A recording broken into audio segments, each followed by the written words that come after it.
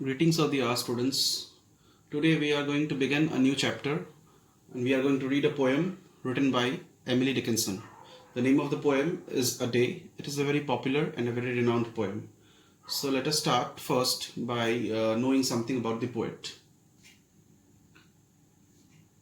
Emily Elizabeth Dickinson was an American speaker and she lived much of her life in reclusive isolation. The cause of her staying in isolation was the fact that she was not able to enjoy the companionship and rather she was not able to be comfortable with anybody. Rather, that was the reason of her most of the poems based on melancholy or there was a note and streak of sadness in most of her poems. While she was a prolific private speaker, fewer than a dozen of her nearly 1,800 poems were published during her lifetime, and many of them also got unnoticed. Let us read something more about the poet. Emily Dickinson was born in 1830 and 1886. She was born in a Puritan family, which means that they did not follow the Christian values, as Puritans and Christians were religiously very different from each other. Her father was a famous lawyer. She received college education. She also lived a simple and austere life and kept single all her life, as expressed that she was not a very good companion. She was rather she was not being able to mingle with anybody. She lived a reclusive life. She enjoyed gardening and writing and tried to avoid visitors. Her lifestyle is similar with Jane Austen's. Jane Austen's Pride and Prejudice is one of the famous novels, and she resembled a life which was quite similar to Emily Dickinson. She wrote 1,775 poems, but only 7 of them published in her lifetime. Before her death, she asked her sister to burn all her poems. Rather, she did not want all her poems to get published because she was afraid and she was apprehensive that whether her poems will be accepted and whether she will be lauded with appreciation or rejection. So she was a little scared of that. However, her sister published those beautiful poems and made the world aware about the heights of poetry that Dickinson reached through her poems. Now let us read the poem. I'll tell you how the sun rose, a ribbon at a time. The steeples swam in amethyst, the news like squirrels ran. The hills untied their bonnets, the bobblings began. Then I said softly to myself, that must have been the sun. But how he set I know not. There seemed a purple stile, which little yellow boys and girls were climbing all the while, till when they reached the other side, a dominating grape put gently up the evening bars and led the flock away. So now we are going to have a line-by-line explanation of the poem. Let us first concentrate on the first 2 lines. I'll tell you how the sun rose, a ribbon at a time. The poet starts the poem with a declaration that the sun has now awakened from the slumber that the sun experiences.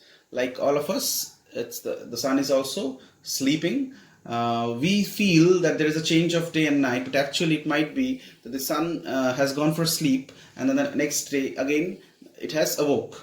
So the rise of the sun, this is a very happy news for everybody, because there are some moments or there are some efforts which do go in vain, and people do wait for new desires, new hopes, which the sun brings with it.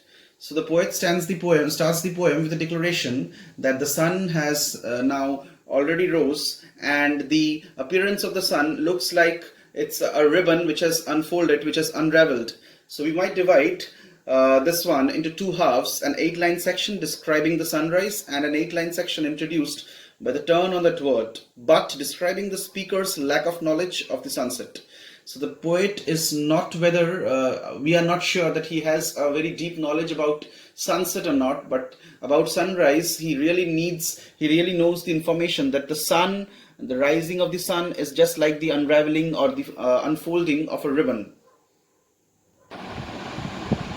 Let us concentrate on the next 2 lines. The steeple swam in amethyst, the news like squirrels ran.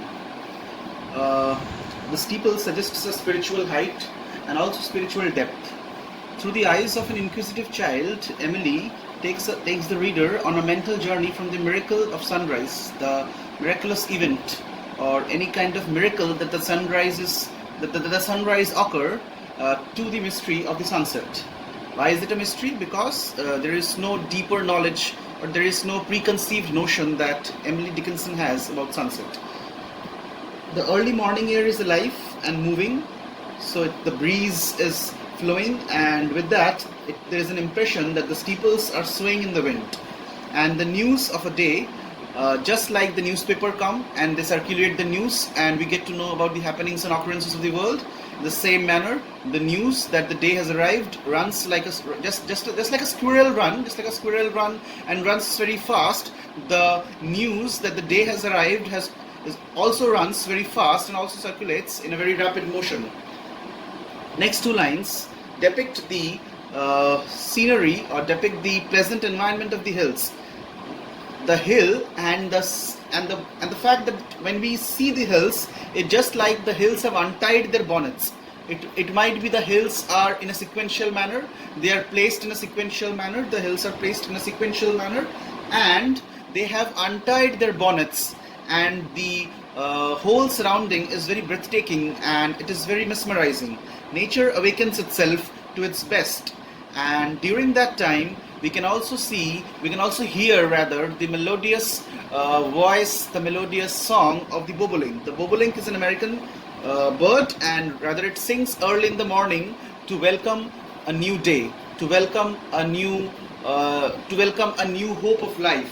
Therefore, the hills untying their bonnets, the bobolinks singing, these are all natural phenomena which really occurs, so to give a breathtaking insight into the natural beauty that the world possesses.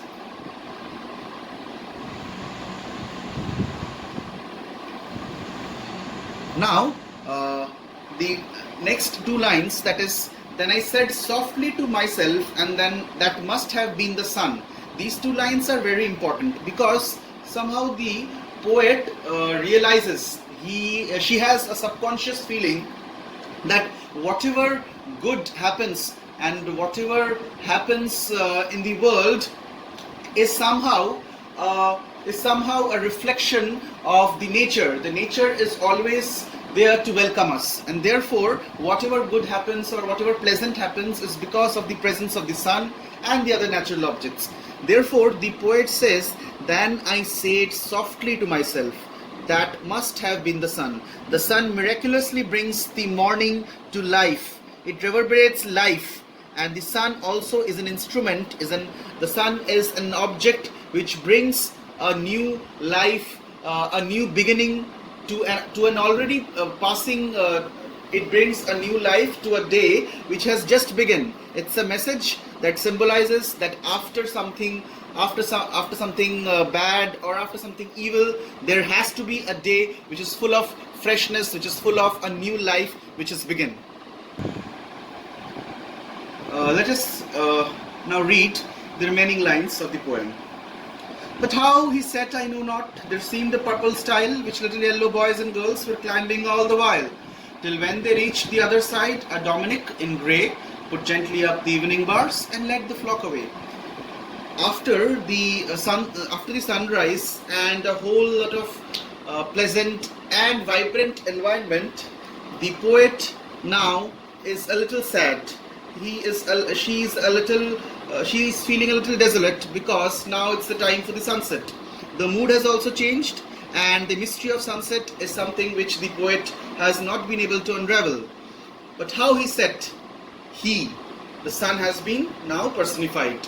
Why? Because how he set, the use of the pronoun he suggests that the sun has been personified. So the poet does not know how he set, how the sun has set. I know not. There seemed a purple style. The use of the color purple has been actually the color purple means when the sun sets, we can always see beyond the horizon. When the sun sets, there is a purple kind of color that it reflects. So that is why that purple color has also been reverberated in a set of steps. It's like a set of steps in which the sun actually sets.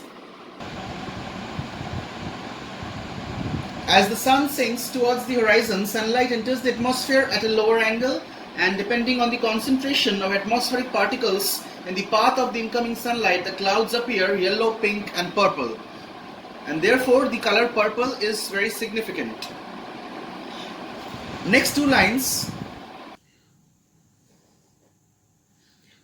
we can see that it has been written that little yellow boys and girls were climbing all the while. So the day has just now ended. It's just the sunset which has begun. So the little yellow boys and girls have actually now finished their work. Their daily course have been done. Now they are trying to return back. Therefore, as the day ends, the children are led away. The children are being taken away. So why? The fact is that the sunrise and the sunset also depends on the fact that all the daily work, all the pleasant and all the good things will now come to an end, and people need to now return back to their home, to their shelter. The last four lines are very significant and very important because they somehow give a huge meaning, or they summarize the poem in brief and tell about the actual ending, or somehow they conclude the poem. Till when they reached the other side, Dominion Grey put gently up the evening bars and led the flock away. The children are led away by a dominie.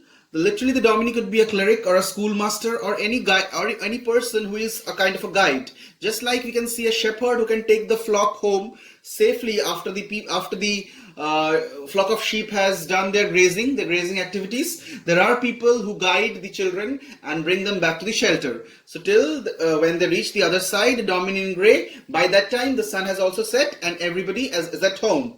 Now put gently up the evening bars and led the flock away. So just as the flock of children have been actually has been kept secure by a person who is guiding them. It can be a schoolmaster, it can be a clergy or anybody else. In the similar manner, a shepherd also has his flock of sheep, which he feels is his children, which he feels is his own somebody who is from his own.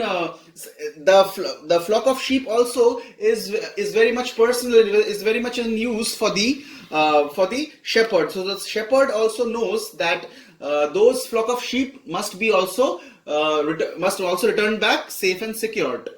Therefore, Emily Elizabeth Dickinson is very much particular about the fact that with the arrival of the sun, the people are up for work, the people have their hopes, the people have their desires, they fill it up, and then at the end of the day, when the sun sets, there is a sense of gloominess, there is a sense of desolation, and at the end of the day, people again go back to their homes safe and secured. And therefore, after the rise of the sun, when there is everything is fresh, everything is new, it can now be contrasted with the fact that the darkness looms in. So dark and the light are very much a part of our life. Darkness and light are very much part of our life, and we cannot evade or escape from it. Let us know about the synopsis of the poem in brief. The poem A Day has been written by Emily Dickinson. It has been told through the views of an innocent child. The first stanza symbolizes the rising of the sun. The scenery of the morning is described by the child in its very innocent form. In the second stanza, the child's view of sunset has been spoken about. A sunrise here depicts the end of the day or end of life. The view of sunset represents the going back of the home. The poem is a metaphor symbolizing life and death. The poem reflects the notion that if the world is seen through the eyes of an innocent child, it looks beautiful and amazing. Hope the explanation and the summary would be of immense support and immense guide to you. We will again meet with a new fresh chapter in our next class. Thank you and have a nice day.